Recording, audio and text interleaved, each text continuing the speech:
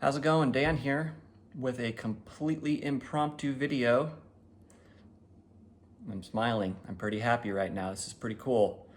So I got the day off today and I was just kicking back reading this Bowling with Corpses book by Mike Mignola, kind of putting off the inevitable chores and errands I've got to take care of. And then I heard the mailman show up and went to check the mail, and you know, as most of us I'm sure do, you bet people who order comics online frequently, you think, I wonder if there's gonna be some comics for me, but then my brain went, yeah, of course there's not. You didn't order anything like in over a month. So you can imagine my surprise when I opened the door to find this big old box. Complete surprise from none other than Mr. Darrell D, friend of the channel, fellow YouTuber, super cool dude, and I'm flabbergasted. This is a complete random act of kindness, and it's very cool, amazing that this happened within less than 3 weeks since I started my first video. By the way, I'm trying something a little different here. I'm gonna be unboxing this in the living room, and I have a little mascot. Let's see if we can get him to come over. Skippy, come here. He might behave if we're lucky. But this is Skippy, my pug, and he is awesome and squirrely. Okay, now you be good. So I have no idea what's in here, but we all know Darrell D comes from the land of the comic magazine, so there could be some comic magazines in here. We also share a love of Richard Corbin, so who knows what might lie inside, but I had to do this live on camera. I mean, how could I not, you know? Thank you, Darrell. This is so incredible. I never imagined starting a YouTube channel I would get anything for free or otherwise, but I did, and I am honored. That's so sweet. There's a note in here.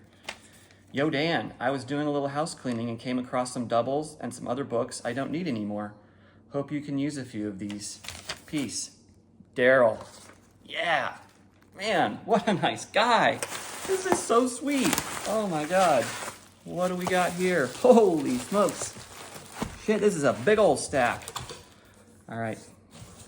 Skippy, I'm gonna move this. And then you can't go for that bubble wrap. You gotta stay down there. So Darrell also has a lot of cool dollar bins and discount bins, 50-cent bins and stuff in his town. So he gets a lot of cool newer titles that I probably passed on because they were, you know, something I couldn't justify spending that $4.99 on. But like, here's a Scout comic, Mega Centurions, #1. Oh dude, that looks pretty cool. Nice coloring on this. Sci-fi kind of looking thing. Sweet. Fighting, love it. Never heard of this one. Pretty cool. This is from 2022. Oh, nice. Live Wire, #9. I've got a handful of things from this era of Valiant. I do really like this era of Valiant comics. I don't have any Live Wire, but I've got some stuff where she crosses over into. I think I know why Darrell picked up that cover. And this one, booyah, look at that. That is sexy right there. Victory, issue 4. This one's from Dynamite. You know you're gonna get me if there's an upside down cross in the title. I mean, that's a no-brainer. Wow, that's interesting art. It's really cartoony and pretty nice. This has gotta be maybe a variant cover or something like that. Cover D, yeah. So it looks totally different from the inside. But this is cool, gives me something to try out, and then if I like it, I'll track down some more. Wow, there are so many comics. Everfrost from Black Mask, #3. Cover art, Sammy Cavell. I like Sammy. Oh, does the interiors too. Sweet, I love this artist.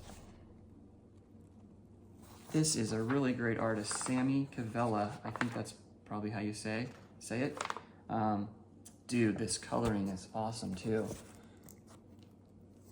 Wow, cool. How did I miss this comic? Yeah, man, there we go. Those guys getting blown away. Love sci-fi stuff. This one is from 2021. Okay, Vicarious from Boom. Number 3. Fun. It's got a little manga flair to it. Not bad at all. A whole smattering of styles. Oh, sweet, Barbaric. I don't know if I have this Barbaric. I have some Barbaric. I'll have to check and see. The Harvest Blades. This might have been where I stopped getting them. And I really loved what I read, so cool to see more. Barbaric is a really fun premise with the guy with the talking sword. But this looks really nice. And these are all in really good shape too. Okay, here's a Serenity.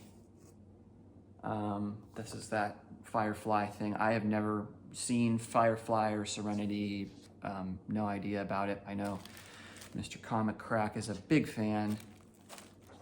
So now I can just get a little sampling of this arc and see what it's all about. That's number 2. Oh, sweet, an Iron Man variant. That looks pretty rad. Yeah, I know nothing about really Iron Man, let alone a female Iron Man, but oh, dude, the interior art looks way cool. That's what you want. Cover artists are cool, but the inside doesn't look good. Not much sense in reading it. So I'll give that a shot. Number 17, it's a Black History Month variant. Storm, Brotherhood of the Mutants. That's a sweet cover. Wow. Dark and gritty. Nice. Awesome. Cool. Wow, moving along, another sexy cover. Wow, look at that one, Sacred 6. It's kind of like a Vampirella spinoff, I think. Looks like the Vampirella costume. Okay, this is number 5, written by Christopher Priest. Illustrated by some names I'm not even gonna try to say, because I will pronounce them incorrectly. Dynamite does some cool stuff. I really liked when they had more creator-owned stuff. Now it just seems to be all licensed comics. But as always, they have Jay Lee covers that always intrigue me. And I usually just pass up on them because I don't know much about the comics. Oh, wow, Jazz Maynard. I might have this already. I remember my shop owner was pimping this out to me when it came out, saying, hey, you're a musician, you should get this comic. Let's just open it up real quick. This one's in the bag. This is from Lion Forge, number 1. I might have got this. Boy, I can't remember. Wow, super thick cover. Oh man, this art looks so good. Yeah, that's what I'm talking about. See, maybe I passed on it because of all this gray. I'm not a big fan of all the gray, but the line art looks so nice. And if the story is good, then you can totally overlook this color, kind of drab coloring. The coloring is not doing it for me, but the art is blowing my mind here. Really great. Okay. Oh, cool. Some kind of weird indie comic I've never heard of. Ashtray Comics, issue 2. Oh, this is signed too. Sweet. Hey, this might have been in a recent video that Darrell did. Evil Road Productions. Mature content, not for kids. That is what you want to look for. Sweet. Yeah. Black and white. Right on. Okay, so it's got 3 stories in it, and there's part 1. So that's cool. Even though this is issue 2, I can read the first part of The Bald Avenger, written and drawn by Eric Schock. Then there's something called Coyote Creek Road, Brittany Neely and Sasa Brolick, and Crash Johnson, Scapegoat for Hire by Javier Alvarado. So we'll just flip through a couple of these. This is the first story. Not bad. Coyote Creek Road. Yeah, that's looking good. Really good, nice use of blacks. A lot of blacks on that page. Oh yeah, now we're talking. Sweet. torture scene, naked lady. Dude, oh, not safe for work right there. Gotta show it though. All right, what's this one? Whoa, this one's way different looking. It's all pencil looking. Looks just like it's scanned from pencils. And very amateur, which is right on. I love stuff that looks like this. So, oh, cool back cover too. Ashtray Comics, #2. Never heard of it. It's from Tucson, Arizona. So this must be local to Darrell's area. Okay, so Neil the Horse. I have one issue. I think I have issue 1 of Neil the Horse. Haven't read it yet. Here's number 12. This is from Renegade. So this is probably going to be late 80s, early 90s. That's a funny looking one. Whoa, sweet. Wally Wood, Heroes Inc. presents Canon. I gotta bust this one out. Darrell, this is amazing. What a treat. This is incredible. The Misfits. Dragonella. Oh yeah. 1969, Wally Wood. Holy crap, yeah, 15 cents. This is so sweet. I might have something that has Canon, but I don't know. I don't think I do. This all looks great.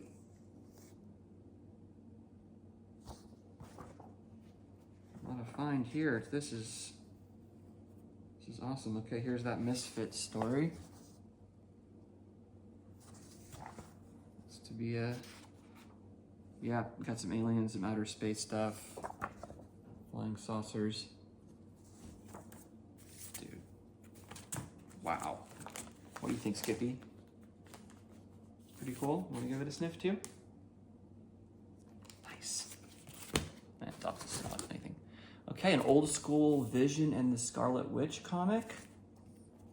#4 in a limited series. I bet my shop will have more of these if I want to get more of this. Got your Magneto on the cover there. This one looks like a dog chewed it up a little bit on the corner, but I don't give a shit. 83. Bill Mantlo, Rick Leonardi on pencils.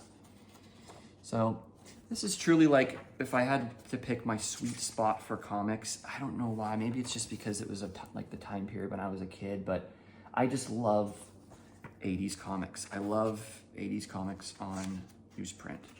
Just love the look of it, the feel of it. I don't know anything about Vision or Scarlet Witch. I mean, I know who they are, but I've never read any of them or really much Avengers. I think they're in the Avengers, right? But I just love comics from that era, so I'll read it and I will probably dig it. Oh, there's the other ashtray. Sweet. There's #1. Cool. Signed right there. Evil Road Productions. Mature content, not for kids. Sweet looking cover. So cool. I just love that I've got both of them now. I can start and see how these guys got to start. So just kind of show off this one's got way more stories. 2, 3, 4, 5, 6, 7 stories in this one. Nice. This is a fat issue. Yeah, oh man, more naked ladies getting tortured. That's the weight of my heart right there, I guess. Should I have said that? I don't know. It's not, I promise it's not. Whatever. Man, yeah, good combination of pencil-y stuff, darker stuff. All of this looks gritty. Super cool. Some kind of hockey story. Cool dog right there. Wow.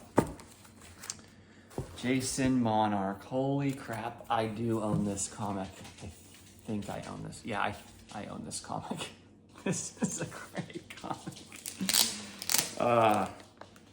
This is such a weird comic. Oh man. You can't complain about having a double of a comic of this caliber. There's some kind of interesting, some kind of grading sheet just fell out of it. Huh, 1979. They gave it a fine. 3.5 something or other. That's an elaborate grading sheet. I've never seen something like that. So Jason Monarch, I don't think this is necessarily like a power comic, but it's 1979. Now this is old, maybe what do you call them, ground level? It's not an underground comic, but it sure feels like one. The front cover is made out of the same newsprint that the inside's made out of, just maybe a tiny bit thicker. But yeah, this art looks so good. I'm pretty sure I read this a long time ago and completely forgot what it's about. But yeah, now I have an extra one. If somebody needs it, I will send it your way. Because that's how this whole thing works, right? You gotta spread the wealth. And Darrell sure did that today, I'll tell you what. Because we were only like halfway through this. Okay, I do have Dead Eyes, but I freaking love this series. So if anyone doesn't have Dead Eyes, I would highly recommend it. There was a first series that had 4 issues. It started out called Dead Rabbit. 2 issues came out, and then some kind of weird thing happened with the rights, and they had to stop using the name Dead Rabbit, and they changed it to Dead Eyes. So they republished issues 1 and 2. I got the first 2 Dead Rabbits, and then I picked up all the Dead Eyes, and then there was a second Dead Eyes series called The Empty Frames, and I was very disappointed that after the 3rd issue, it just stopped coming out. I think there were supposed to be 5. So it's in limbo, and it's been a little while now. But this is John McCrea on art, and it's John McCrea really, I think, doing his best job here. Like sometimes John McCrea's art can get really sloppy in a good way, in a cartoony way, when it comes to like the Dix series he did with Garth Ennis. But you know, he's got a long history with Garth Ennis. The first thing Garth Ennis ever did was with John McCrea, and it was like a painted kind of style, watercolory looking style. Then they collaborated on The Demon for DC Comics, and they just totally resurrected a title that was going down the toilet. And the Demon art that John McCrea did on that series was so good. And then he did Hitman with him, and Hitman is an absolute must. You got to get Hitman. So I found out about him through my love of Garth Ennis, and then I started collecting everything I could find John McCrea. And his art has evolved in a very natural, cool way. So this is by Jerry Duggan too, and I'm just not sure what happened. Why did it stop coming out? But great series. Oh, this looks rad. Codename Danger #1. Another older comic. God, I love old comics. Love it when you open it up, there's just no indicia or anything. It's like, what even is this? There's no publishing company on the front. $1.50, so you know it's got to be like probably early to mid 80s. You know, comics were about 60 cents cover price when I was born in 81. But this looks to be a little higher quality. Sunrise, maybe it's Sunrise Comics. It says Sunrise Comics on the back, but this is just an advertisement. I think this is just a store. Who knows? What is this comic? Yeah, back cover just has an ad for Futurians. But yeah, probably early to mid 80s. Looks like Baxter paper. Nice looking comic. Oh, sweet! I've always wanted this. The Clerks comic book. This is the Jim Mahfood, I believe. And I have collected everything I can find. Is it? Yes, it is. Dude, thank you, Darrell. Oh my God. I've collected everything I could find from Jim Mahfood and never could get this Clerks comic. I loved that movie when it came out so much. And this is that early period Jim Mahfood, like before he did Girl Scouts or around the time he was doing Girl Scouts. And I don't know if this is, it says #1 inside. It doesn't have a number on the front. But it's written by Kevin Smith. I don't know if it'll be an adaptation or if it's just in the world of Clerks. But, I mean, how could you not want to read this? And there's another Clerks comic in here. Holiday Special. What is this one? Oh, dude, an Art Adams cover? Fuck yeah, man. That's so great. You got Silent Bob as some psycho elf strung up with Christmas lights. Jim, my food as well. Wow, dude, I didn't even know this existed. So this one is 98. Same great early period. My food. Food one. I've been back in the recent Jim My Food Kickstarters that he's had. The Arachnid Enforcer is the next one to come out. And I got his Dark Knight one too. So this is awesome, Darrell. Thank you so much. Wow. Another one. Yeah. The Lost Scene. I'm so glad. It's like Christmas. Yay. Clerks, The Lost Scene. That's a sweet cover too. Oh, Duncan Fegredo. So this one's not Jim. This is Phil Hester and Andy Parks, which also fucking rule. Little Tales from the Quick. Yeah, dude, I'm on board for that all day. I think it'll be fun to read these characters in comic book form. You know, it's weird when they adapt such strong personalities from a movie, you know, these guys right here. But I mean, I'm from this time period. These movies were coming out when I was in high school and stuff, so I really have a fondness for the early Kevin Smith stuff. Wow. Fat ass. And that's not all, folks. We've got, oh, sweet, number one, The One Hand. I recall Mr. Sleepy Reader was really into this when it was coming out, and I don't know why I didn't get it. It does look nice. I think it's just too many comics. How many comics can you buy every week? It's crazy, but there's a lot of good comics out there, and it's so fun when you miss one, and then you come back and you're like, wow, didn't know about that. Just passed me right by. Nice coloring. So it's Ram V, Lawrence Campbell on art. And I read some Ram V, not too much, so I'm looking forward to checking that out. Okay, here's a new Static. This is the Milestone Returns number 4. Oh, wow, this is cool looking art. Don't know anything about Static. I just know there's a comic called Static from Milestone. And I think he's fast. So I'll read it, dude. I'll check it out, see what it sounds like. Oh, nice, an old Marvel spoof. Never even heard of that. I mean, I know about some of these old Marvel gag comics, but I didn't know anything about this spoof one. It's number 2, 20 center, 1972. Oh, Marie Severin pencils. Yes. Look at that. Killer. Roy Thomas on the plot and editing, Marv Wolfman writer. Dude. You know that drunken looking Santa right there. So fun. This stuff looks so fun. Yeah, man, that Santa is creepy. And looks like, okay, there's more stuff in the back. Here's one, Brawl in the Family.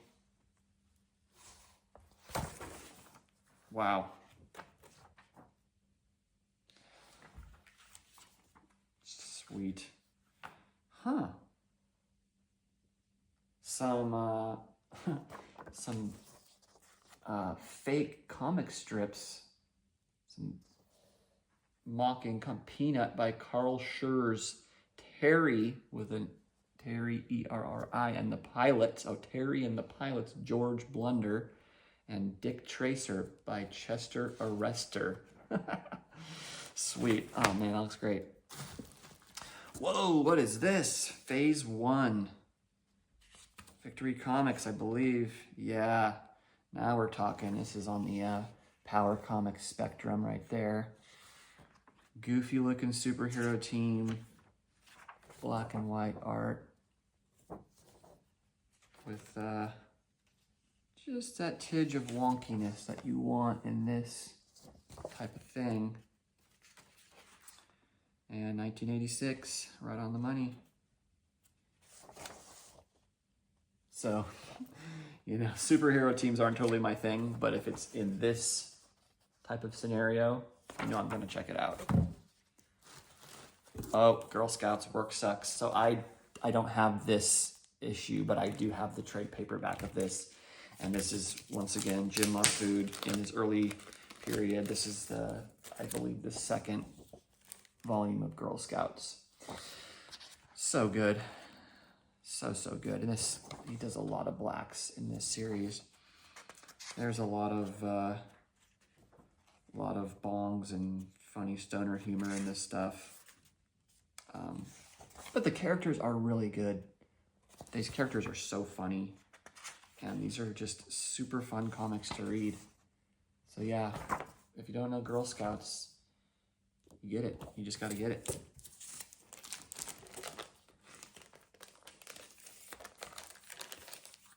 Okay, do I have this slot? I think I do. I think I do have this series. I love Dan Panosian's art. It's super good at this time. He is on fire these days. He started back in the 90s. I used to collect Prophet, the Rob Liefeld Prophet, back in the day. And he did the art for like the first 4 or 5 issues. And it was fine. It wasn't like blowing your mind, but then he was just gone. It seemed like maybe he still was doing stuff, but I mean, I was out of comics for a long time. And now that I'm back in, I'm like, oh, he's back. Or maybe he never left. But this was a cool series. It's like a boxing, I think it takes place in Las Vegas. That's a great series though. Happy to pass that along. Holy shit. What the fuck? Zap number 4? Oh my God, dude. I don't have this one. I have been trying to get all the Zap comics. Why would you not? And here's an, I don't know, maybe this is the only one in here. Maybe there's more, but fucking A, Darrell. That is fucking awesome. Holy crap. Number 4, 1969. 250, so that's a reprint. But Underground Comics rule. Didn't need me to tell you that though. It doesn't really list the creators in the front. Oh no, it does. Robert Crumb, S. Clay Wilson, Rick Griffin, Victor Moscoso. That's a Victor Moscoso cover. Wow, looks really cool, folded open like that. So there's your Crumb, Joe Blow.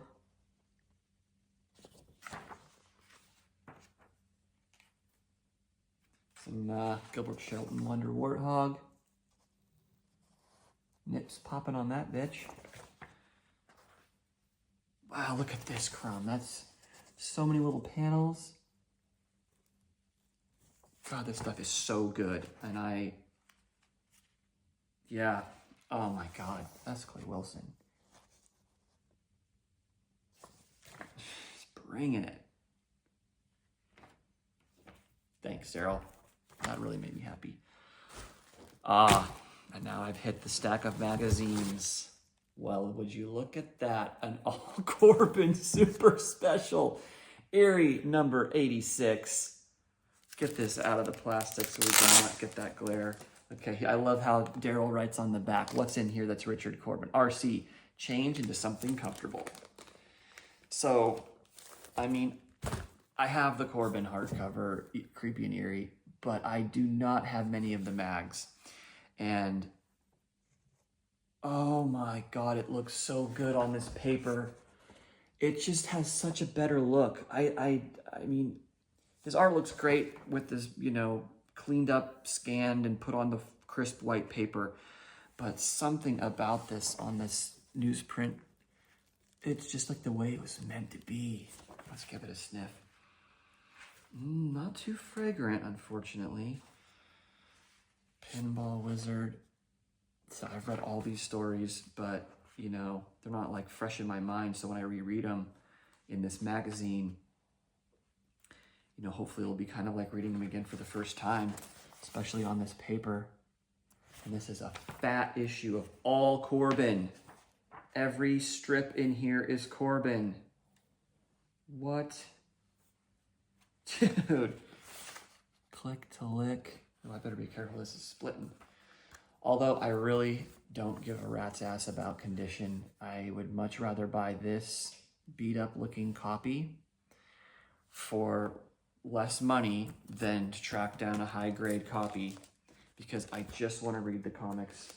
And if I can save some money by buying a lower grade, I will do it every single time, because all that means is more money in my pocket for more comics. Okay, Darrell, you sent me this one already, bro. Whoops, maybe you need this back. Maybe this is your other only copy. If you do have 3 copies and you just sent me 2, now I have a double of this awesome looking heavy metal. It's got the new Tales of Arabian Nights. So that one also is up for grabs if somebody needs it. I know how that goes though. It's so hard to keep track of everything you've got. Oh, nice. Okay, I gotta check my list. I don't know if I have this one. This is another series, Epic Illustrated. I've been trying to complete this run for a few years now, and I have sort of just been kind of waiting around to get them all to read it. I don't know why. I know you don't need to, but because it's all shorter stories, but a lot of them carry through from issue to issue. And I just love the idea of just sitting down with a whole box of Epic Illustrated and just reading a little bit of it every single day. This is December 83. It's got the Michael Kaluta Sunstroke strip in it. So I don't think I have this. This does not look familiar to me. So thank you for that one. And it looks like we've reached the bottom. Oh, another Epic. Winter 1980. Also don't think I have that one either. I will have to check. But my God, that's a gorgeous cover.